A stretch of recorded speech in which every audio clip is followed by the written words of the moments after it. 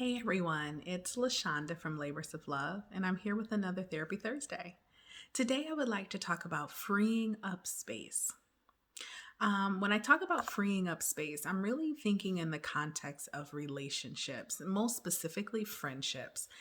I've spent some time evaluating friendships over my lifespan, and I realized that by and large, as long as I can remember, going back as far as like kindergarten, I've always had at least one really close friend. And I realized that with that friend, I spent a lot of time with that particular friend.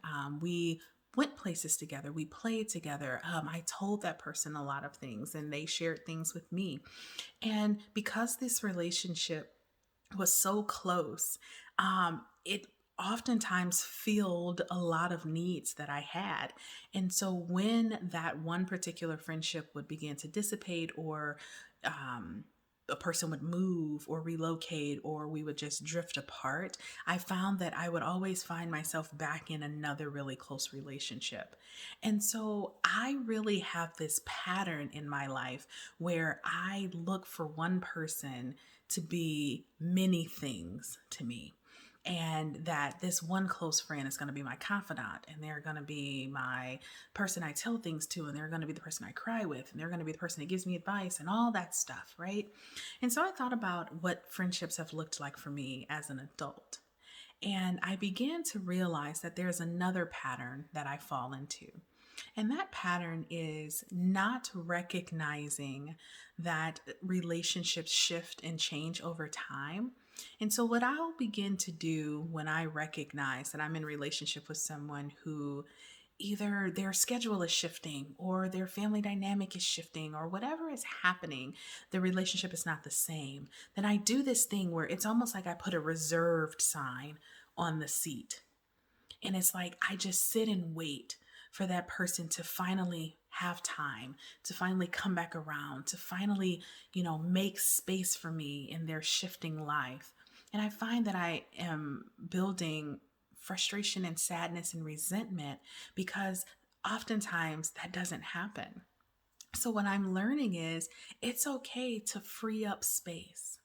I don't mean you have to cut a person off. I think compassion and curiosity are important in friendships when you recognize that your life is shifting and their life is shifting, and they may be shifting in different ways. But what I am saying is there's oftentimes a seat of honor that we have in our lives that we can leave it reserved for a person, hoping that they come back and be able to meet our relational needs.